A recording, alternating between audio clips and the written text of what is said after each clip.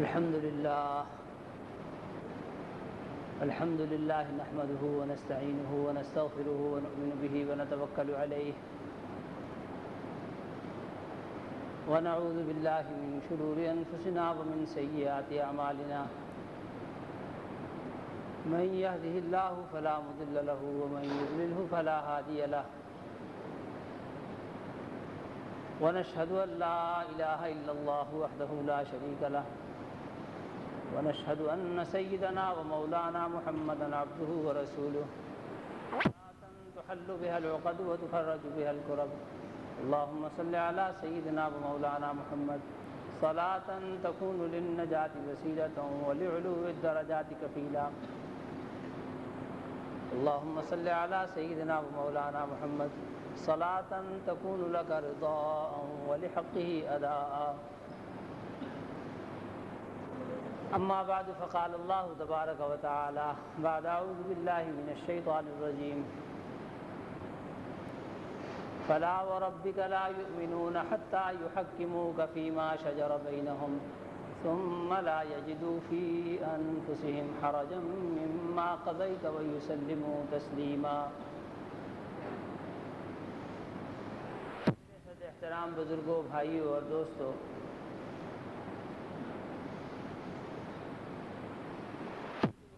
محمد مصطفیٰ احمد مجتبیٰ صلی اللہ علیہ وسلم کو اللہ تعالیٰ کی ذات عالی نے دین کے ساتھ مبعوث فرمایا اور یوں کہا کہ لوگوں سے یہ کہہ دو کہ تمہاری دنیا آخرت کی کامیابی میری اطاعت میں ہے، میرے پیچھے چلے آنے میں ہے، اور زندگی کے تمام معاملات طے کرنا اس طور پر کہ پوچھ پوچھ کر طے کیے جائیں، اور پھر جیسے حکم فرمائے جناب رسول اللہ صلی اللہ علیہ وسلم جیسے حکم فرما دیں اس حکم کو تسلیم کر لیا جائے دل و جان سے،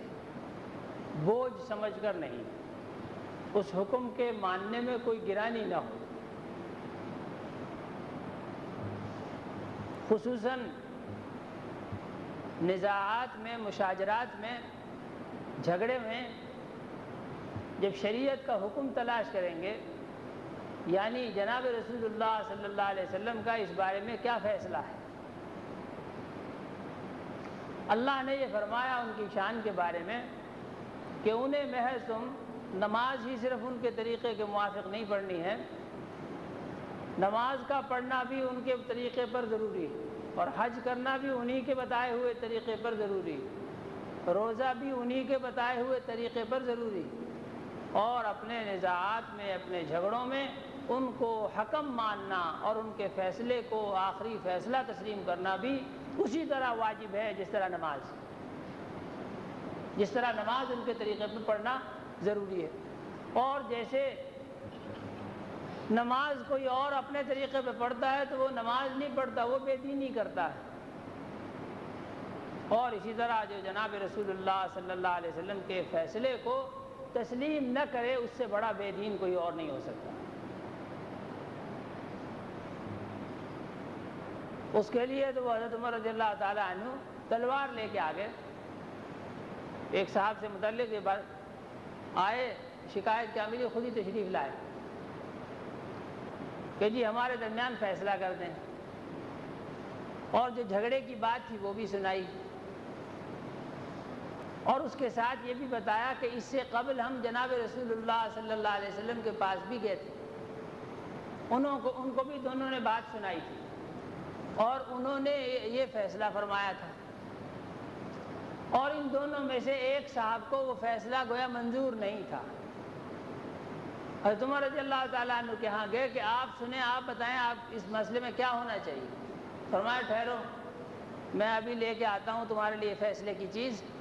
اور جس آدمی کو جناب رسول اللہ صلی اللہ علیہ وسلم کا کیا ہوا فیصلہ منظور نہ ہو اس کا فیصلہ میری تلوار کرے گی. فیصلہ یہی ہے کہ اس کی گردن اتار دی جاتی ہے.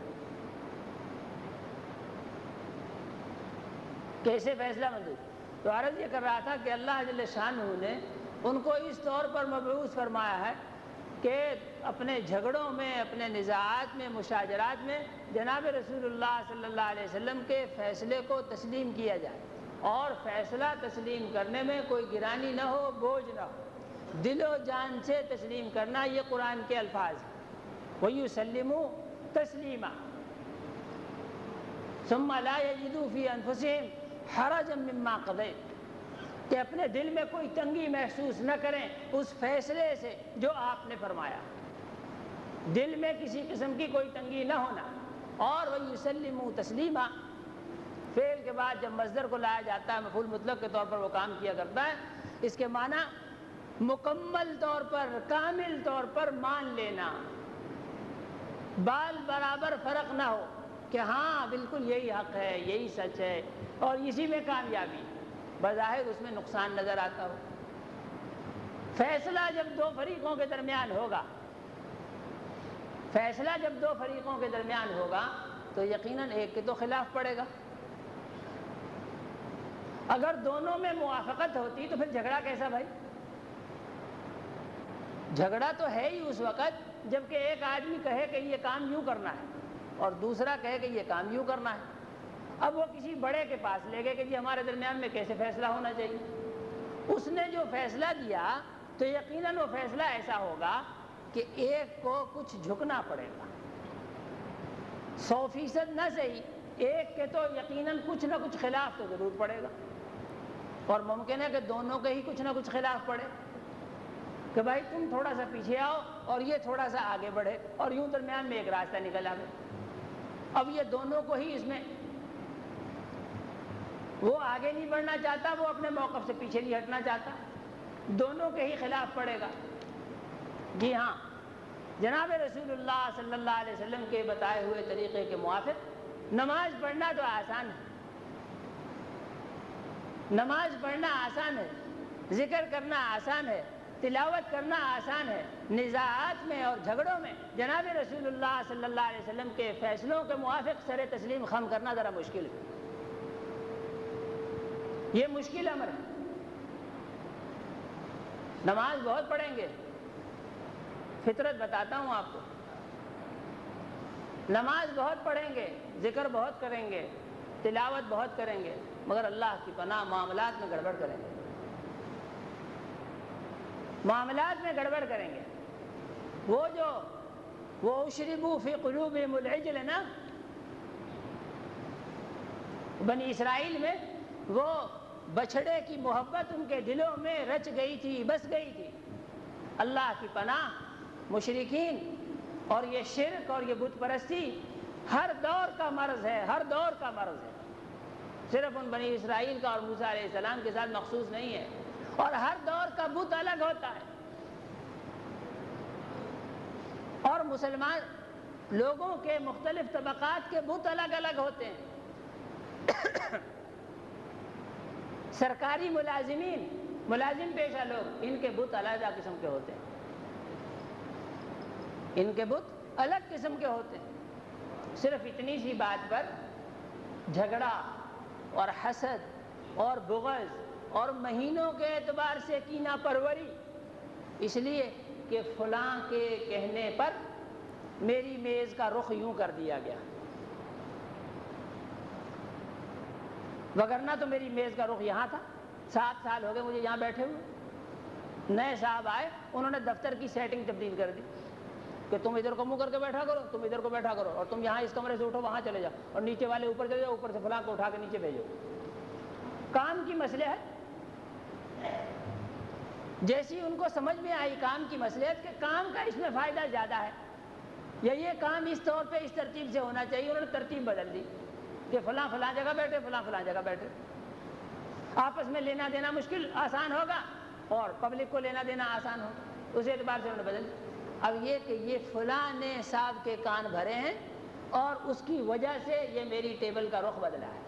اور یہاں سے اٹھا کر وہاں کر دی، مہینوں صرف اسی بات پر اس مسلمان کے خلاف غصہ اور کینہ پروری، بات بے بات جھگڑا، اور غصہ اسی بات کا کہ ٹیبل کا رخ کیوں بدل دیا گیا۔ اللہ کی پناہ ان بتوں سے۔ عرض کیا کہ ملازم پیشہ لوگوں کے بت اور طرح کے ہوتے ہیں۔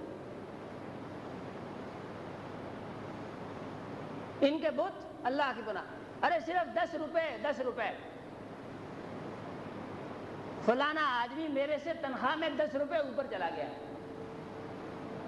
بتاؤ بھلا بھائی تیری اللہ تجھے سمجھ دے وے کہ 10 روپے سے وہ کون سے آسمان کا مالک ہو گیا اور تم کون سے آسمان سے نیچے قعر مذلت میں یا قعر زمین میں دفن ہو گئے، اس سے کیا فرق پڑے گا؟ لیکن نہیں، ایک ذہن کی پرورش ہے، ایک تربیت ہے پرانے زمانے سے چلی آ رہی، وہ اس پرورش کے موافق کے فلانا وہ 10 روپے اس کی تنخواہ کس طرح سے وہ اوپر چلی گئی۔ کوئی الٹی پلٹی جیسے سرکاری محکموں کی ہوا کرے، اسی میں کڑن ہے، اسے اسی میں کڑن ہے، کڑ رہا ہے، اللہ کی پناہ۔ اور ان تاجر پیشہ لوگوں کے بت اور طرح کے ہوتے ہیں، ان کے بت اور طرح کے ہوتے ہیں، اور اللہ کی پناہ اس مکر سے، دجل سے اور اس فریب سے اور کذب بیانی سے اور افتراء پردازی سے۔ عجائب عجائب واللہ عجائب، ان کے بت اور طرح کے۔ اور اللہ کی پناہ اس سے بھی اگلا درجہ، یہ زمینداروں کے، جاگیرداروں کے بت اور طرح کے ہوتے ہیں، اور ان کے بت وہ پرانے مشرکین عرب کے بتوں کے ساتھ شکلیں ان کی ملتی جلتی۔ شرک تو خود ایک غلیظ ترین چیز، اللہ نے روئے زمین پر اس کو ظلم عظیم قرار دیا ہے۔ ظلم بے شمار قسمیں اس کی، اور بے شمار رخ اس کے،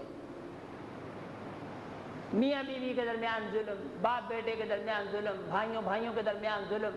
برادریوں کے درمیان ظلم، گلی محلے والوں کے آپس میں مظالم، فلان اور فلان۔ اللہ نے فرمایا کہ شرک یعنی اللہ کے علاوہ کسی اور کو بھی ماننا، کسی اور کو بھی دکھلانا، کسی کو طاقت ماننا، کسی سے ڈرنا، کسی کے سامنے جھکنا اور کسی سے لالچ اور طمع رکھنا،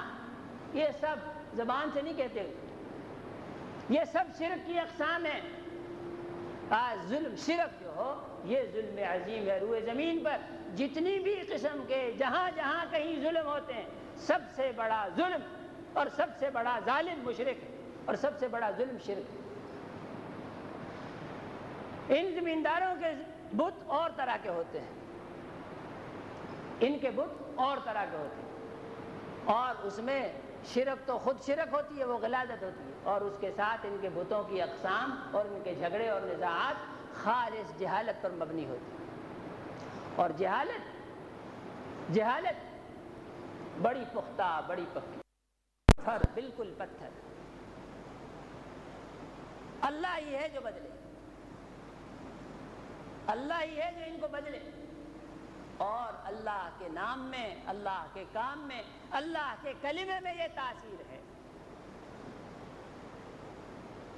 کہ وہ بڑے سے بڑے سخت پتھر کو توڑ دے اور بڑے سے بڑے تعصب کو ختم کر دے اور بڑی سے بڑی دشمنی کو مٹا دے اور بڑے سے بڑے ظالم کو رحم دل بنا دے۔ اللہ کے کلمے میں یہ تاثیر ہے، اللہ کے دین میں یہ تاثیر ہے۔ وہ جو اللہ کی طرف جھکتا ہے، اللہ کی طرف مائل ہوتا ہے، رجوع کرتا ہے، وَيَهْدِي إِلَيْهِ مَن يُنِيبُ، یہ جھکاؤ کا سب فیضان ہوتا ہے، جو ان کی طرف جھکتا ہے اللہ اسے عطا کر دیتے ہیں، اور ان کی عطایا میں سب سے بہترین، سب سے اولین اور سب سے قیمتی ترین سرمایہ ہدایت ہے۔ چیزوں کو صحیح رخ پر دیکھنا نصیب کر دے، کون سی چیز کس قد و قامت میں، کون سی چیز صحیح اور کون سی غلط، سمتوں کا تعین صحیح ہو جائے تاکہ اعمال صحیح رخ پر پڑتے چلے جائیں۔ جتنے قدم زندگی میں اٹھیں، جتنے اللہ نے مقدر میں کیے ہیں، 2 4 2 10 20 جتنے بھی ہیں، 10,000 ہوں یا 10 کروڑ ہوں، جتنے بھی قدم پڑیں صحیح رخ پہ پڑیں۔ جب ایک آدمی صحیح رخ پہ ہی نہیں ہے، راستہ ہی اس کا درست نہیں ہے، تو میرے دوستو وہ جتنا بھی چلے سارا گمراہی کی طرف چلا نا، غلط چلا نا، وہ ساری محنت اکارت گئی، سب بیکار گئی، کچھ حاصل نہیں ہوا۔ تو خیر عرض یہ کر رہا تھا کہ بت پرستی میرے دوستو، بت جو ہوں وہ جب بتوں پہ زد پڑتی ہے نا، وہ جس چیز کی پرورش کی ہے اندر، جب فیصلہ آئے گا جناب رسول اللہ صلی اللہ علیہ وسلم کی طرف سے تو وہ بت اندر کا کچھ نہ کچھ ٹوٹے گا۔ اور یہ مال کا بت جو ہو یہ بڑا بدترین بت ہے۔ وہ وہاں سے میں نے بات شروع کی تھی، وہ اشربوا فی قلوبہم العجل، کہ بنی اسرائیل بڑی محبت ان کے بیچاروں کے بچڑے کی محبت جو ہو وہ ان کے دلوں میں بہت سما گئی تھی، بہت رچ گئی تھی، بہت بس گئی تھی۔ مختلف بچڑے ہیں لوگوں کے اور ان کی محبتیں ہیں اور ان کے مختلف نام ہیں لوگوں کے ہاں۔ ان پالے ہوئے اندر بچڑوں پر زد تو پڑے گی رسول پاک صلی اللہ علیہ وسلم کے فیصلوں سے، لیکن حکم یہ ہے کہ فیصلہ ماننا ہے دل و جان سے، اور اگر دل و جان سے فیصلہ تسلیم نہیں ہے تو عند اللہ یہ آدمی ایمان والا نہیں ہے۔ فلا وربک لا یؤمنون، یہ ایمان والے نہیں ہو سکتے، یہاں تک کہ ان کی شان یہ ہو کہ اپنے جھگڑوں کے اندر آپ کو فیصل بنائیں اور پھر جو آپ فیصلہ کر دیں اس فیصلے پر ان کے دلوں میں کسی قسم کی کوئی تنگی نہ محسوس کریں اور اس فیصلے میں کامل اطاعت کریں، کامل طور پر اس فیصلے کو تسلیم کر لیں، مان لیں، جان لیں۔ میرے دوستو وقتی طور پر یہ چیزیں ہوتی تو ذرا مشکل ہیں، وقتی طور پر یہ چیزیں ذرا ہوتی تو مشکل ہیں، لیکن ان کا انجام بہت عمدہ، بہت بہتر۔ اللہ نے اسی میں عزت رکھی ہے، اسی میں راحت رکھی ہے، اسی میں کامیابی رکھی ہے۔ اور دنیا کا کون سا وہ کام ہے جس میں وقتی منافع ملتے ہوں، کامیابی ملتی ہو، وقتی طور پر مال ملتا ہو، وقتی طور پر فصل اچھی آتی ہو، لیکن اس سے قبل محنت نہ ہو، اس سے پہلے کچھ مشقت تو ہوگی، کچھ تکلیف تو ہوگی، کچھ ضرر تو ہوگا، کچھ خرچہ تو ہوگا، کچھ جان تو لگے گی، کچھ مال تو لگے گا۔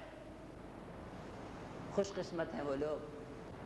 کہ جن پر یہ جانی یا مالی بوجھ اللہ اور اللہ کے رسول صلی اللہ علیہ وسلم کی اطاعت میں آ جائے۔ میرے دوستو یہ جس طرح کی اطاعت اس زمانے میں سمجھی جانے لگی، گزشتہ جمعہ بھی یہی بات عرض کی تھی، اطاعت جس طرح کی اس زمانے میں اطاعت کا جو مفہوم ہو گیا ہے نبی پاک صلی اللہ علیہ وسلم کو ماننے کا کہ جی نبی کے ماننے والے ہیں، واللہ اللہ جل شانہ نے جتنے بھی نبیوں کو مبعوث فرمایا ان کی تعداد 1,00,000 سے اوپر کم و بیش جتنی بھی ہے، وہ 1.25 ہیں، 1.5 ہیں، 2 لاکھ، جتنے بھی وہ ہیں، کسی نبی نے بھی اس طور پر اپنے آپ کو ماننے کی دعوت نہیں دی کہ اس طور سے مجھے مان لو، یعنی زبانی طور پر اقرار کر لو اور کرو جو مرضی، اور کرو جو مرضی، ایسا نہیں۔ ماننے کے طریقے سے میرے دوست، ماننے کے طریقے سے ادخلوا فی السلم کافہ، اسلام میں پورے داخل ہو، ولا تتبعوا خطوات الشیطان، شیطان کے نقش قدم پر اور اس کے راستوں کا اتباع مت کرو،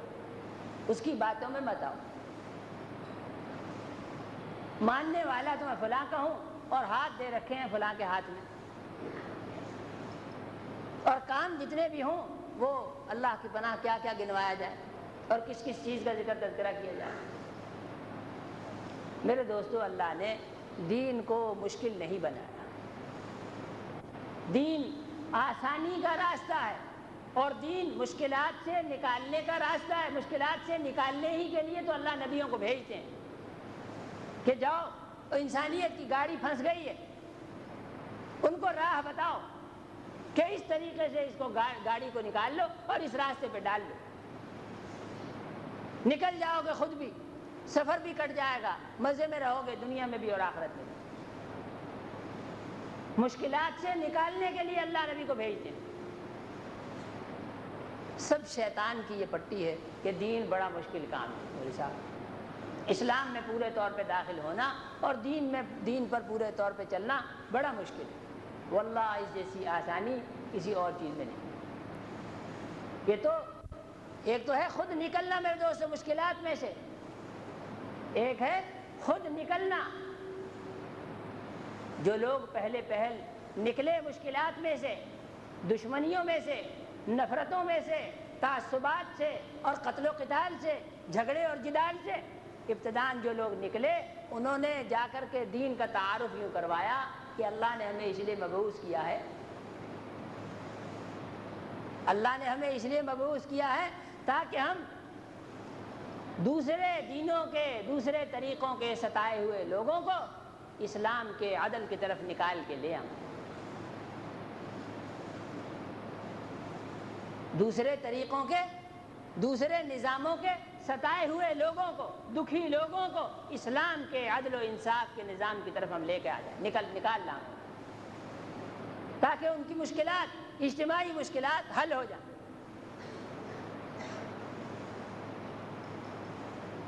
انفرادی مشکلات کا حل بھی یہی ہے اور اجتماعی مشکلات کا، انسانی مشکلات کا حل بھی یہی ہے۔ وگرنہ دوسرا طریقہ یہ ہے کہ میرے دوستو،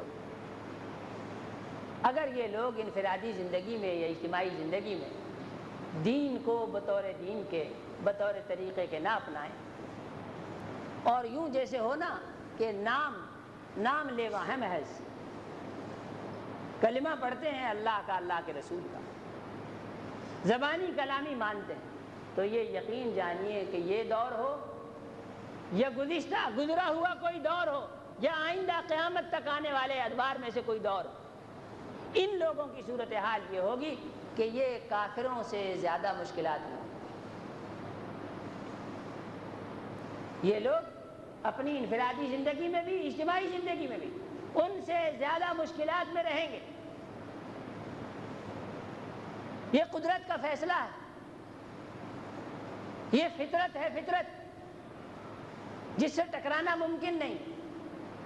جسے ٹالنا ممکن نہیں، یہی ہے اور یہی ہوگا۔ ان سے زیادہ ذلیل، ان سے زیادہ خوار، بلکہ ایسا بھی کہ ان کے ہاتھوں ذلیل، ان کے ہاتھوں خوار۔ یہ تو مالک کی مرضی ہے نا، حاکم کی مرضی ہے، ہاں حاکم اعلیٰ جس کی زمینوں اور آسمانوں سب پر حکومت ہے، جس کی زمینوں آسمانوں سب پر حکومت ہے، اس کا فیصلہ ہے۔ یہاں دنیا میں بھی حکمران کسی قیدی کو پکڑ لیں اور پکڑ کر کسی کو حکم دیں کہ اس کو کوڑے لگاؤ، اس کو باندھ دو، اب وہ قیدی یوں فریاد اپیل نہیں کر سکتا کہ صاحب قیدی تو میں ضرور ہوا آپ کا، اللہ کی پناہ، لیکن کچھ حیا کیجئے، کچھ شرم کیجئے، مجھے یہ باندھنے والے آپ نے عیسائی مقرر کر دیا، مجھے باندھنے کے لیے کم از کم کسی مسلمان کو طلب کیجئے، اور مجھے اگر آپ مرواتے ہی ہیں، پٹواتے ہی ہیں تو پٹائی کے لیے کسی مسلمان کو مقرر کیجئے۔ آپ نے غیر مسلم ملازم کو میرے اوپر مقرر کر دیا، کچھ حیا کیجئے، کچھ شرم کیجئے۔ پھانسی دینے کے لیے ایک مسلمان کو اتارا، مسیح کو، جلاد کو مقرر کر دیا، جلاد مقرر کر دیا اس کو۔ حاکم لوگ دنیا میں بھی ایسا ہو کہ بسا اوقات ان قیدیوں کی سزا تو ایک طرف، سزا تو سزا ہی ہوتی ہے، مزید اس میں تذلیل کا پہلو پیدا کرنے کے لیے، مزید ذلت اور رسوائی کا پہلو پیدا کرنے کے لیے ایسے حربے اختیار کیا کرتے ہیں کہ اس کے ہاتھوں ہو، تاکہ مزید ذلت ہو، مزید رسوائی ہو، مزید ذہنی طور پر ان کو اذیت ہو، تکلیف ہو۔ یہ مرضی ہے، اور میرے دوستو اللہ کا نظام، اللہ اس معاملے میں بہت بے نیاز ہے، ان کا نظام عجیب ہے، وہ جانداروں کے ہاتھوں، غیر جانداروں کے ہاتھوں، حکومتوں کے ہاتھوں، جانوروں کے ہاتھوں، چیونٹیوں کے ہاتھوں، ابابیلوں کے ہاتھوں، پانی سے، ہوا سے، چیخ سے، غرضے کے کسی بھی چیز سے زمین کو حکم دے کہ ان کو نکل جاؤ، جتنے بھی طریقے سزاؤں کے مقرر کیے، اختیار کیے پچھلی امتوں کے ساتھ، ان میں میرے دوستو سب سے زیادہ توہین آمیز اور سب سے زیادہ ذلت آمیز طریقہ یہ ہے کہ برے لوگوں کو اچھے لوگوں پر حکمران بنا دیا، کمینہ قسم کے لوگوں کو، جدی پشتی کمینوں کو، جیسے لکا ابن لکا کہ کمینہ ابن کمینہ، ہاں یہ جناب رسول اللہ صلی اللہ علیہ وسلم کا ارشاد ہے۔ ان کی سزاؤں میں بدترین قسم کی سزا مسلمانوں کی، جو گلی میں سب سے بڑا اونچکا ہے وہی اس گلی کا کونسلر ہے، جو محلے میں اور شہر میں سب سے بڑا بدماش ہے وہی سب سے بڑا MNA MP ہے، وہی سب سے معتبر ہے۔ علی ھذا القیاس پورے عالم میں جو سب سے بڑا بدکار ہے وہی عالم میں سب سے بڑا بادشاہ، سب سے زیادہ بد کردار قوم وہی سب سے زیادہ نمایاں۔ سزاؤں کے جتنے بھی طریقے ہوں ان میں سب سے زیادہ توہین آمیز، سب سے زیادہ اذیت ناک اور سب سے زیادہ ذلت آمیز طریقہ یہی ہے۔ اور میں نے عرض کیا کہ اس کی بنیادی وجہ، بنیادی سبب اس کا کہ یہ نام لیں گے کام نہ کریں گے، نام لیں گے کام نہ کریں گے۔ یہ بڑوں کے ناموں کی توہین ہے۔ اللہ کی ذات بڑی ذات ہے، اس کا نام اگر لیتے ہو تو اس نام کی لاج بھی ہونی چاہیے، اس نام کی شرم بھی ہونی چاہیے، اس نام کا لحاظ اور لاج بھی ہونی چاہیے۔ اللہ کے رسول صلی اللہ علیہ وسلم وہ سید الانبیاء ہیں، وہ سید الانبیاء ہیں۔ ایک عام آدمی جو تم سے عمر میں بڑا ہے اس کے احترام کا ہر دین نے حکم دیا ہے، ہر دین نے حکم دیا اور فرمایا کہ جو آدمی بوڑھے کا احترام نہیں کرتا وہ منافق ہے۔ جس آدمی نے اسلام میں جو مسلمان بوڑھے مسلمان کا اکرام نہیں کرتا بد خصلت آدمی، بری عادت قرار دی۔ اس سے بڑھ کر جو آدمی کا عالم کا احترام نہیں کرتا وہ ہم میں سے نہیں ہے۔ اللہ کے اولیاء کا احترام، اپنے سے معمولی عمر میں بڑے کا احترام، باپ کا احترام، استاد کا احترام، تمام دین میں، سب دینوں میں یہ احترامات سب جگہ چلے۔ اور نبی کا مقام میرے دوستو ان سب مقامات سے بہت فوق ہوتا ہے۔ پھر انبیاء اللہ کے نزدیک ان کے مرتبے ہیں، ہمارے لیے تو سب محترم ہیں لیکن اللہ کے ہاں ان کے مرتبے ہیں، کوئی اس سے بڑا، اس سے بڑا، اس سے بڑا، اس سے بڑا۔ اور جناب رسول اللہ صلی اللہ علیہ وسلم وہ تو اللہ کے بعد سب سے بڑی ذات ہے، اللہ کے بعد سب سے بڑی ذات۔ موقع ہوتا تو میں تھوڑی سی ایک جھلک، ایک تفصیل آپ کو عرض کرتا، پھر کسی موقع پر صحیح انشاءاللہ، کہ کیسے بڑے ہیں وہ، ان کی بڑائی کیسے ہے اور کس مادے سے ان کو تخلیق کیا گیا ہے، کیسے بنایا جاتا ہے، عام آدمیوں کو اور خواص کو اور انبیاء کو، اور پھر سید الانبیاء صلی اللہ علیہ وسلم کی تخلیق کس طور پہ ہوئی، ان کا نام استعمال کرنا۔ اور میرے دوستو ان کا نام لے کر کے یہ سڑکوں پر یہ بےہودگی، گلیوں میں، محلوں میں، بازاروں میں، تجارتوں میں، زراعتوں میں، صنعتوں میں اور حکومتوں میں توہین کا بدلہ توہین، زمین میں بھی آسمان میں بھی۔ جو اللہ کے نام کی شرم نہیں رکھتے، اللہ کے رسول صلی اللہ علیہ وسلم کے نام کی لاج نہیں رکھتے، ان کے لیے لحاظ اور شرم کیسی؟ وہ کس لحاظ کا مطالبہ کرتے ہیں اللہ سے، کس منہ سے مطالبہ کرتے ہیں کہ اللہ ہماری لاج رکھنا، ہماری شرم رکھنا، ہماری عزت رکھنا؟ تم نے اللہ کے نام کی، اللہ کے رسول کے نام کی کیا عزت رکھی، کیا لاج رکھی، کیا لحاظ رکھا؟ صبح سے لے کے شام تک اپنے اعمال کو تو ذرا دیکھ لو، اس میں کتنا لحاظ ہے، کتنی بد لحاظی ہے، کتنی اس میں اطاعت ہے اور کتنی اس میں نافرمانی ہے۔ تمہارا اللہ کے ساتھ معاملہ کیا ہے؟ اور اس کے جواب میں بھی دیکھو کہ اللہ کا تمہارے ساتھ معاملہ کیا ہے۔ یقیناً میں عرض کروں کسی لمبی چوڑی تعلیم کی ضرورت نہیں، صاف سامنے نظر آ جاوے گا کہ اس کا معاملہ پھر بھی بڑا ستاری کا ہے، بڑا غفاری کا ہے، بڑے رحم کا ہے، کرم کا ہے۔ یقیناً وہ بڑا غفار ہے، بڑا رحیم ہے، بڑا رحمان ہے۔ وگرنہ جو کچھ میرے اعمال ہیں صبح سے لے کے شام تک،